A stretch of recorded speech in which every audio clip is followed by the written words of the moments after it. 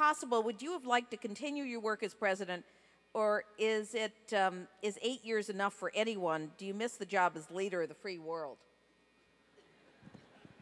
Yes, yes, and yes. Yeah, yeah, yeah. Yes, I would. I loved the job. I never would have gotten tired of it. I loved it. You know, particularly the time at which I served. It's a great thing. I used to wonder about my predecessors when I was reading about them. And I really concluded that, you know, some were successful and some weren't. And we read backwards into history and we say some succeeded and some failed because some were good and some weren't. Some were talented and some weren't. But a lot of times it's a matter of whether you come at the right time. You know, Franklin Pierce, for example, was the only other governor of a small state to become president. He was elected in 1848. He was a distinguished military hero, had been a congressman, been a governor, was the governor of New Hampshire, and was basically a good guy and a total failure because he was a Democrat at the time the country was splitting apart over slavery, and the Democratic Party could not resolve the impasse. Abraham Lincoln was a chronic depressive. And if he had been elected 100 years later, when people were poring over every aspect of his past, they might have aggravated his depression by talking about what a freak he was.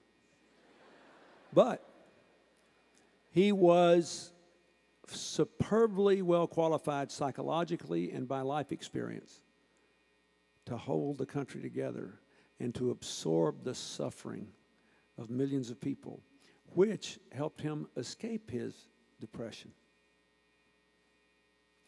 It's a stunning story. But the point is, a lot of times you just get lucky. But on balance, I love doing it. I wouldn't have gotten tired. I was well suited to the times. Do I think 8 years is enough? On balance, it almost always is. Because we kept fresh by using the State of the Union every year to have a whole new agenda. And we drove, Donna will tell you, we drove, we'd spend 6 months getting ready for the State of the Union, so we were always in a constant planning process, and we always wanted to be new and fresh and breaking new barriers and doing new things. But I think on balance that it is enough.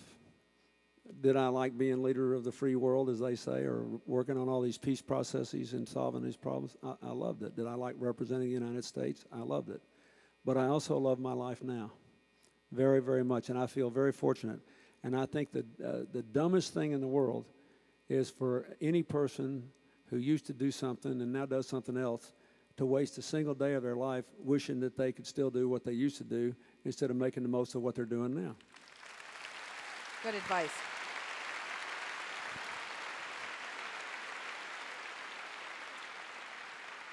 Enzi, or a medical student, asked this question. Do you think part of the budget of the pharmaceutical companies should include subsidized drugs for third world countries?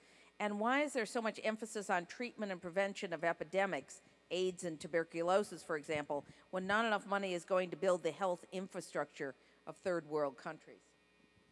Well, the answer to the first question is absolutely I do. And frankly, a lot of the drug companies are beginning to do more.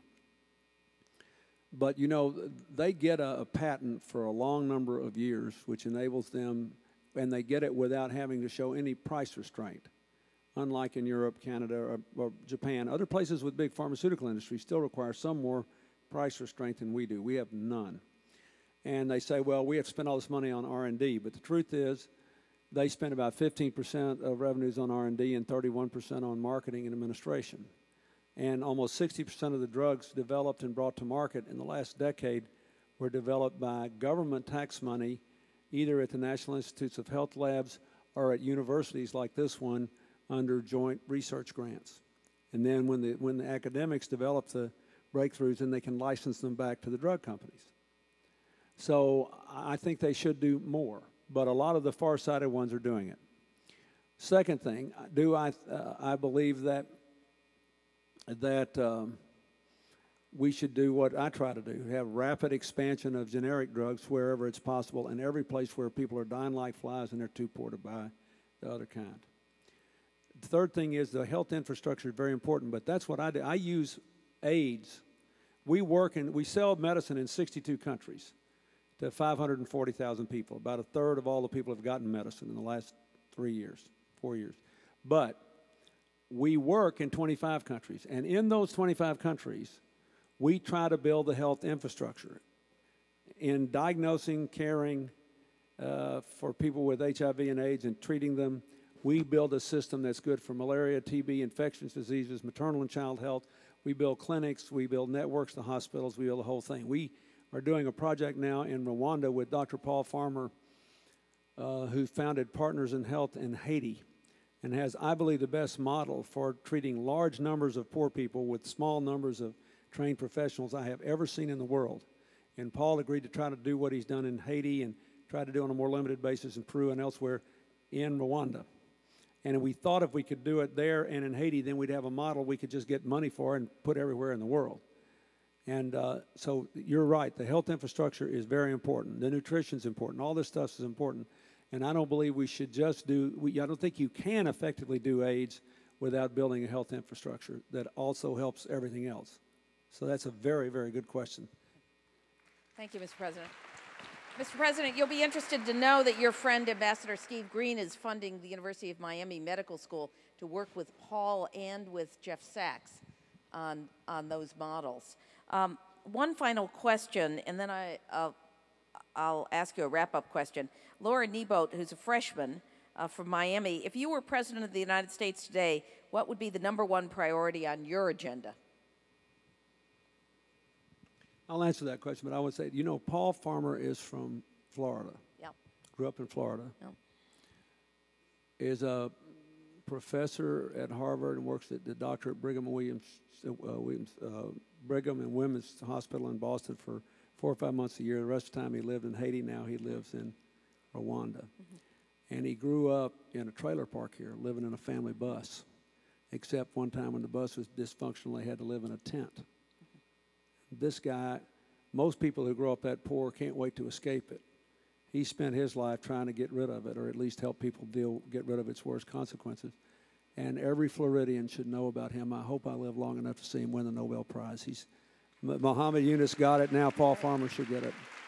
Now, if I were president today, I would try to.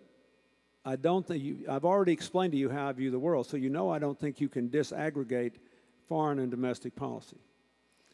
So the first thing I would do is to try to to stabilize and move to a different course on Iraq. I would try essentially to do.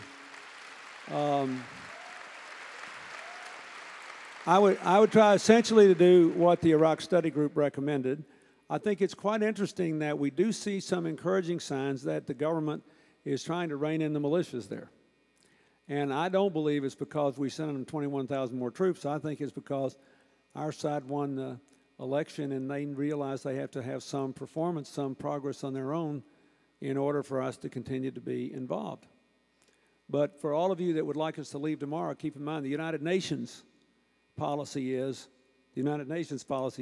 we got to try to hold this country together if we can and make it work and not let it become the new Afghanistan for terror. Second thing I would try to do, which would be far less popular, is in bringing troops down in Iraq, I would send some more to Afghanistan because we cannot afford to let the Taliban and al-Qaeda overthrow President Karzai, a genuinely popular, moderate Muslim democracy, forced because they can't control it much outside Kabul, that we or the NATO troops don't control for them, forced to make horrible deals with warlords and poppy growers and other things. And we see this, it could go bad, and it would be bad for you personally. It would affect our security here. And the third thing I would try to do is to implement that whole non-security agenda I just talked about. I'd start plans and make a lot of friends and tell people we're going to go forward, we're going to work together whenever we can from now on, and let's figure out a way to work together on these problems I talked about. Then at home, I would prepare a process that would produce a consensus health plan with all the stakeholders in both parties, and I would, my first priority, because I think it's both the economy and your future with climate change, is I would have a massive effort to go to a clean, green, efficient, independent energy future. That's how I would do. If I were there, that's what I would do.